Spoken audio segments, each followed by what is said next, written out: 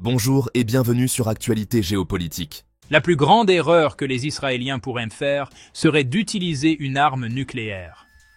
J'ai toujours craint que s'ils entrent dans le sud du Liban, étant donné les pertes qu'ils ont subies contre le Hamas et la condition actuelle de la force terrestre israélienne, ils pourraient être enclins à utiliser une arme nucléaire tactique.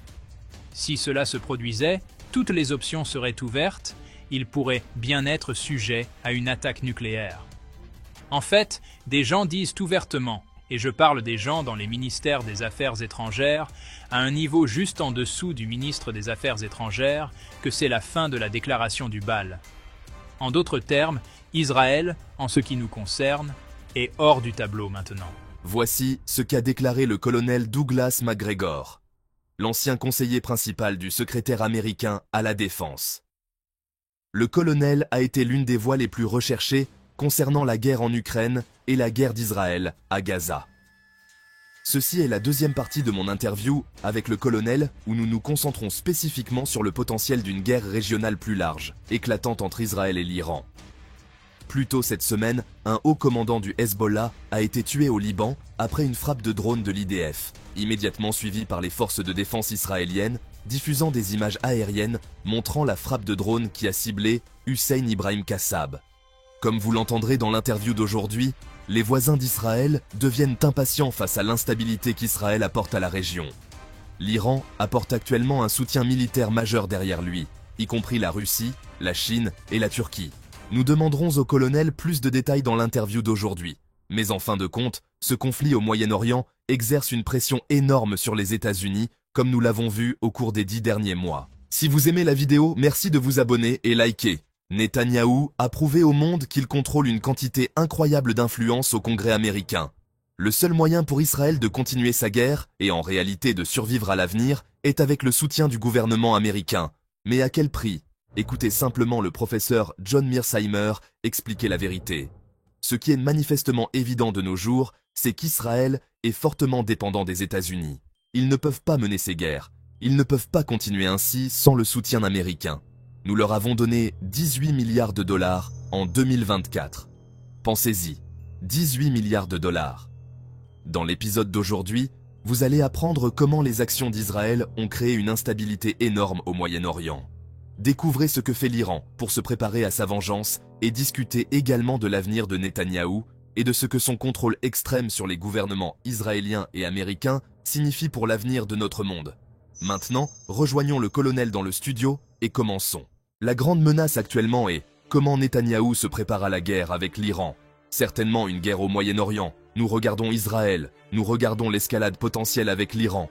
Je veux obtenir votre avis à ce jour, car nous envisageons une guerre nucléaire ici. Nous envisageons l'implication importante des États-Unis. Comme nous le savons, les États-Unis soutiendront toujours Israël. Et comme vous l'avez mentionné plus tôt, Netanyahou contrôle le gouvernement américain. Je veux dire, il a une quantité incroyable d'influence dans notre gouvernement et notre politique, que ce soit républicain ou démocrate. Mais quelles sont vos pensées pour l'avenir avec les récentes escalades entre l'Iran et Israël? Et comment voyez-vous cela évoluer dans les prochaines semaines et mois? Eh bien, tout comme M. Zelensky est désespéré d'impliquer l'OTAN et nous dans sa guerre, il veut vraiment amener les forces armées des États-Unis, d'une manière ou d'une autre, avec l'OTAN, car c'est le seul moyen qu'il sait qu'il peut survivre. Vous avez un phénomène similaire avec M. Netanyahou. M. Netanyahou sait depuis le début de cette croisade pour débarrasser Israël de ses Arabes par l'expulsion de masse et le meurtre que le seul moyen d'y parvenir est avec l'aide et l'assistance américaine. Il a besoin de la puissance militaire américaine pour augmenter sa zone et le protéger.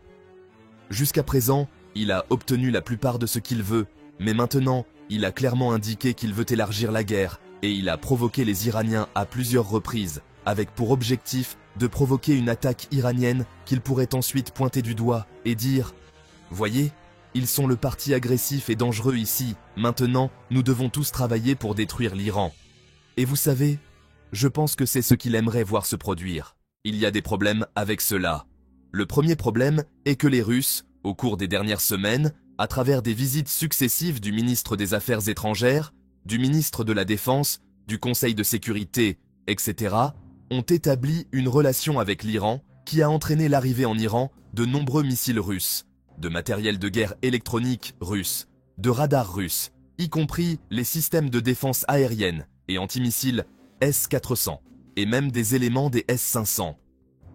Il est très clair que les Russes ont maintenant des milliers de personnes sur le terrain en Iran. Ils se sont engagés à aider l'Iran à se défendre. C'est le premier point. Deuxièmement, ce matin, bien sûr, cela peut avoir été la nuit dernière. Selon votre fuseau horaire, le ministre des Affaires étrangères chinois a appelé pour parler spécifiquement avec le ministre des Affaires étrangères iranien et le guide suprême pour les rassurer que la Chine se tient à leur côté.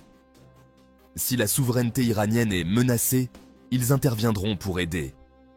Maintenant, il n'a pas dit intervenir, mais je veux dire que l'implication est que nous ne vous laisserons pas tomber. Et bien sûr, la Chine a un intérêt énorme dans le détroit d'Ormuz. Vous savez, s'ils ne peuvent pas accéder au gaz naturel et au pétrole, leur moteur de production se bloque effectivement. Donc, je pense que ces deux développements sont des choses que nous devrions surveiller attentivement. Regardons les Saoudiens. Les Saoudiens ont maintenant dit non. Si les Iraniens attaquent Israël, nous n'allons pas assister Israël. Les Égyptiens ont dit la même chose. Donc, les Jordaniens aussi.